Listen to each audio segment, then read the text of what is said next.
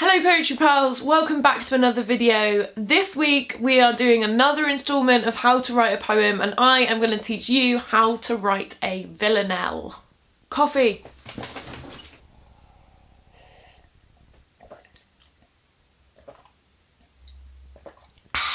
It is National Poetry Writing Month, or NaPoWriMo if you haven't been understanding the hashtags. And this month I have been drafted into a Facebook group called #Poets of the Round Table, which has daily prompts going in for us to write about. It was started by my good pal Siley Katabi, and if you just search #Poets of the Round Table and ask to join it, you can, and you can be part of the prompts as well. It's never too late to start NaPoWriMo, so don't let that stop you. And a couple of days ago the prompt was to write a villanelle. Now I have only ever written one villanelle in my entire life and it was not good, and I tell you what, villanelles are really hard to write, so I'm just going to give you the rules to start and what makes a villanelle, and then I'm going to give you my tips on how you can begin to tackle that, because villanelles I think take a bit more planning. So I'm going to run through my tips based on those steps that I've done in previous videos. I'm just going to add bits in here and there to adapt that to villanelles. And yeah, and hopefully by the end you'll have a basic idea of what to do with it. As with any forms though, it is worth noting that practice makes perfect, and actually I personally think that if you want to get good at writing forms, you have to write a lot of terrible villanelles before you find a good one, and I'm still in that stage, okay? So I'm not trying to claim that what I wrote yesterday was any good, but I'm going to try and teach you how you can try as well. I wrote a villanelle as part of my master's degree. One of the things that I decided to buy whilst on the course was this book. It is The Poet's Manual and Rhyming Dictionary, and it is very good if you're interested in writing forms and you want to learn more about it. It also has a massive rhyming dictionary at the back, although as I said, like in a previous video, the internet is really good for that. So either you can buy this book or you can just continue watching my how to write a poem videos, because a lot of the forms that I'm going to be covering are in this and I'll be giving the information away for free, so you might as well. The name villanelle comes from songs that farm labourers used to sing, and it comes from the Italian word for house or villa. But the main things that define a villanelle is rhyme and repetition, and I think the repetition of the lines is the most notable and actually makes it the most difficult, because when you're repeating lines over and over, it can get quite weighty and quite boring. Did someone order some high-tech graphics? I think you did. So I'm gonna put a version of this in the description below, so don't worry if you can't see this, but I just needed something visual to show you. So a villanelle is made up of a number of 3-line stanzas or tercets. So they are made up of 3 lines ending in a final quatrain. So you can see that this one has 4 lines at the end. And I'm gonna come in. Can you see that? Okay, cool. So as you can see, we've got this rhyme scheme, and when I did the sonnet rhyme scheme, you had it was all lowercase, and it was just A, B, A, B, C, D, C, D, E, F, E, F, G, G, which makes sense. You'll notice here that I've only got A's and B's here, so bear that in mind. So we have the first tercet is A1, B, A2, and the ones in this structure, the ones that get repeated, I've put in capital letters. So when you see a lowercase a, that can be any line, but as long as it rhymes with your couplet. Okay? So a villanelle is defined by a couplet, A1 and A2. And in the beginning stanza, you have A1, another line, A2. In the next stanza, you have A, so it can be something that rhymes with the couplet. B, so something that rhymes with that second line here. A1, so A1 finishes the next stanza. Then you have A, B, A2. Then you have A, B, A1. Then you have A, B, A2. So basically the middle section, so apart from the beginning and the end, the middle section is made up of 3 line stanzas that are A, B, couplet line, A, B, couplet line. And if you're being really strict, then the couplet lines have to be repeated an equal number of times. So what that means is in the first stanza and the last stanza, they're both repeated in there. So you have to have an equal number of stanzas in the middle so that each couplet line gets repeated an equal number, just to make it extra difficult. So you've got those, and then your final lines is a quatrain, and it is A, B, A1, A2. So your couplet actually only becomes a couplet right in the final lines. I hope that makes sense, but if you're unsure, look in the description below so you can actually see what I mean. It's a really hard form to describe. That is the structure of it. Now let's talk about the rhymes. So the rhyme scheme, you only have 2 rhymes. If you're sticking to a traditional villanelle structure, you only have A and B. Most of your A's is made up of your couplet, but other lines, especially in the middle section, will also rhyme with that couplet. And then your only other lines that aren't rhyming with A are rhyming with B. So they've all got to rhyme as well. It is worth saying at this point that most contemporary villanelles do not stick to the strict rhyme scheme, and I don't think that you should let that get in the way. Be flexible, let yourself have a half rhyme here and there, it's cool. Some of my favourite villanelles, especially more contemporary ones, tend to let the B rhyme go and let B just be, you know? Shut up, shut up. So that is the rough structure of a villanelle. Villanelles are hard. I told you this at the beginning. I'm not gonna lie to you. So now I just want to run through a bit of advice, and then I'm going to run through my process. So my first part of the advice is you need to come up with your couplet first. This should be one of the first things you come up with after you've decided what your idea is. You need to decide on your couplet. And my advice for the couplet is that it should be flexible and possibly have multiple possible meanings, because that means that you can use it in multiple ways throughout your poem, because if it only has one meaning and you're only ever using it that one meaning, your poem can get boring hella fast, because we're gonna hear that line many times, and so you need to find a way of giving it different shapes in different contexts. Your couplet also needs to be good, right? We're gonna hear it so many times. It should not be a weak couplet.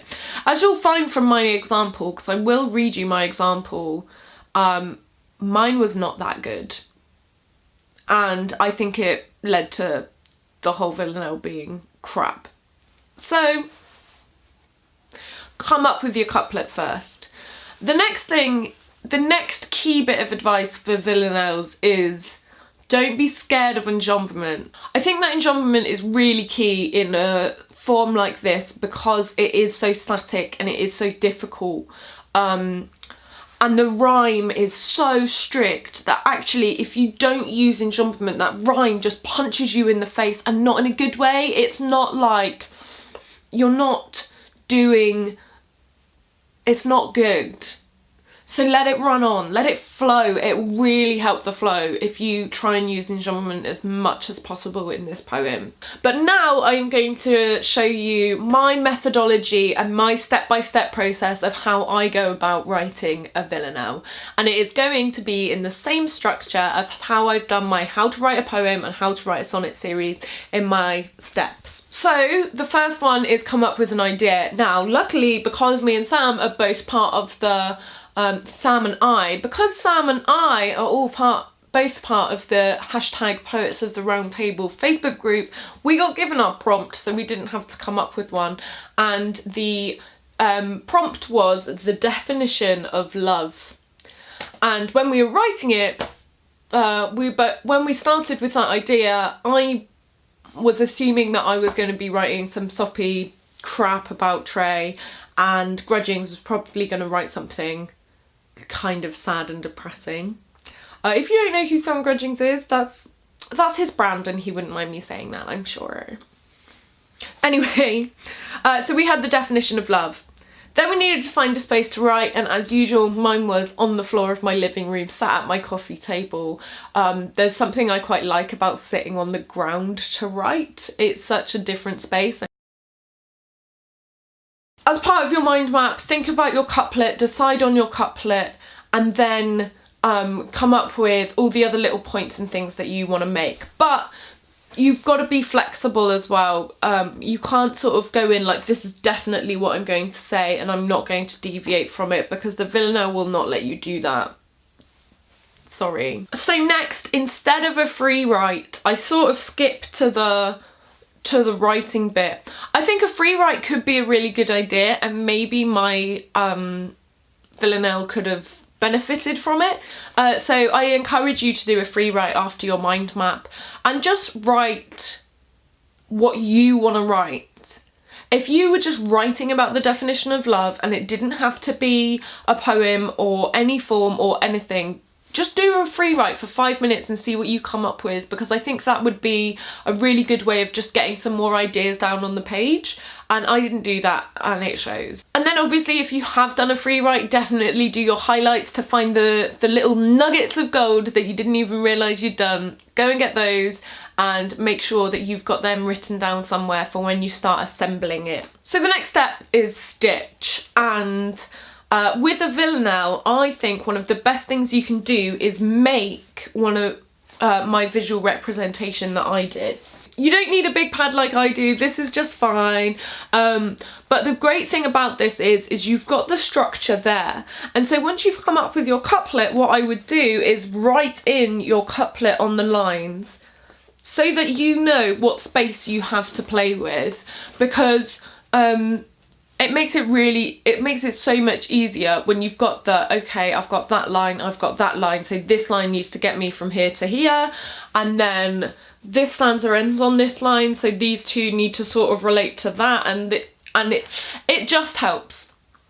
So I would start by creating this either in your Word document or on a pad, and just write maybe in the margin A1, A2, and then go through and fill those in, and then fill in the gaps with your mind map and your free write to construct it. As you're doing that, be aware of enjambment and how you can make it flow better. So one of the things is that using enjambment across the stanzas can really help, because if you don't do it cross stanza, that means that every single sentence or clause in your poem ends on the same lines, and that can be really heavy and daunting and too much. Once you have written your villanelle and done your first draft, what you might realise is maybe you need to chuck another couple of stanzas in there. I'm going to add another two. I don't think I've got far enough to wrap it up at this point.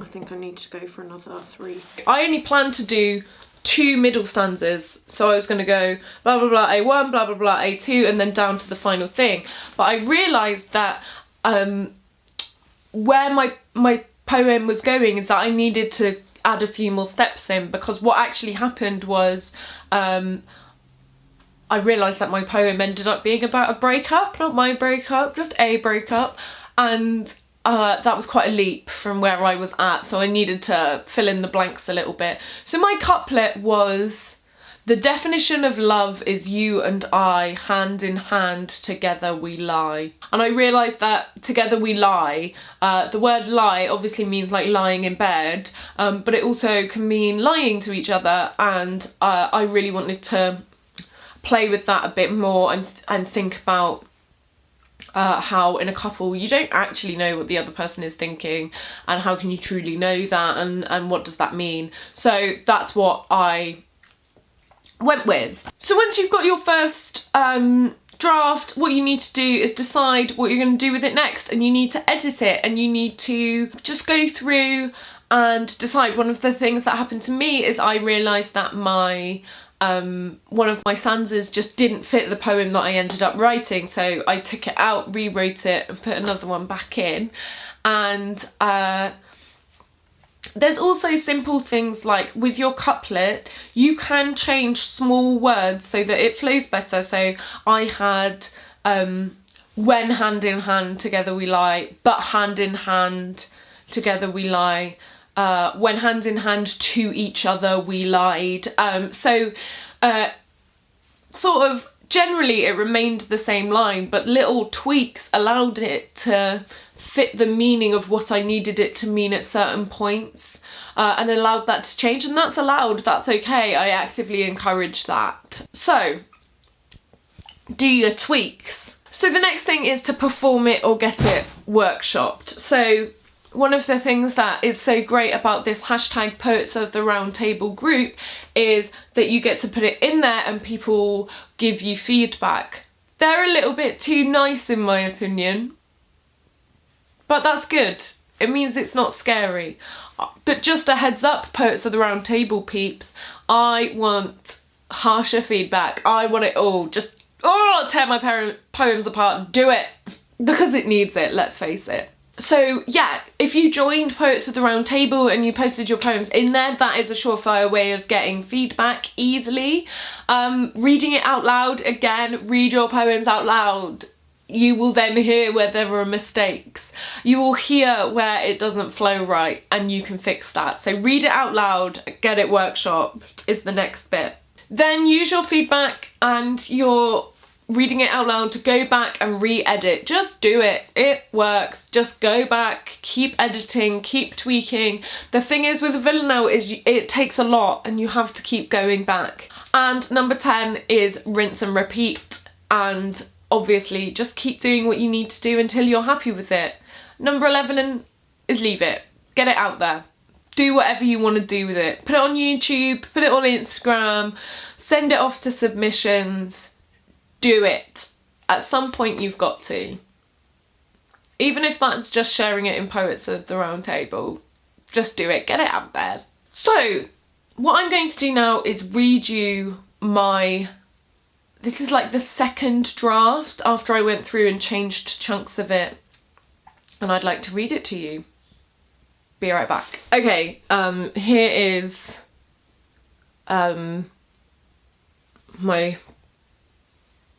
my very bad second draft of my villanelle. The reason that I've decided to share these villanelles, the forms that I write as part of this video, is not because I think they're very good, and not because I'm trying to be self-deprecating and I want you to tell me they're very good, but what I want to show you is that actually the first draft of a lot of poems are crap, and that's okay. I also want to start creating this atmosphere where we can share poems with each other on the internet and help each other give critiques. Obviously you have to be careful if you want to submit your poems to places. Posting it on the internet can count as publication, but if you want to slip into the DMs and ask me for feedback, then I will hands down do that. And if you want to give me feedback on mine, slip into the DMs and we can do that. I'm cool with it. But I'll be honest, I don't think this particular poem is going to get published anywhere, so I don't think I'm running any risks here. The definition of love is you and I. There is a particular intimacy when hand in hand together we lie. We do Valentine's right. Wine, chocolates, something sexy, because the definition of love is you and I. But our bed is divided into sides. And I can't ever tell what you're thinking. Hand in hand, together we lie to each other and pretend that we're fine, pretend that we're not sinking, pretend that the definition of love is you and I, even though we know that this time that's not true. I just don't see how hand in hand together we lie, so maybe it's time to say goodbye, give up, leave, move on from when the definition of love was you and I, when hand in hand to each other we lied. Oh, I like it. I like, yeah. And that enjambment, that, yeah. So yeah, let me know what you think of that poem. Give me comments below. If you want to join, don't forget it is hashtag Poets of the Round Table. There will be posts in there every month for the whole of April, and everyone's sharing, everyone's commenting. It's a really cool space. Definitely send a join request their way if you want to. I'm sure the admins of the group would be happy to have you, and I know I would like to hear your stuff. Thank you so much for watching. Please make sure you like this video and subscribe to my channel. I'm putting out new videos every week, all about poetry and reading and just other cool fun girl stuff too, so make sure you subscribe. Thanks very much. Bye. I'm like Glenda the Good Witch. Yeah, but have you seen the stockings and the like shoes she has? Actually, that's very you. Mm-hmm. And I do melt when I get water thrown on me. Hydration, no. Don't hydrate me, I want to dihydrate. I want to dihydrate. No, I was about to go, no, healthy life choices. Dealing with my issues. That wasn't meant to be as bad of a dig as it was. I think you've made a lot of healthy choices. I just wish you'd make more. Just a couple. Okay. Just the skincare routine would just like do one. I was just saying, 2 litres of water a day can make a real difference, you know.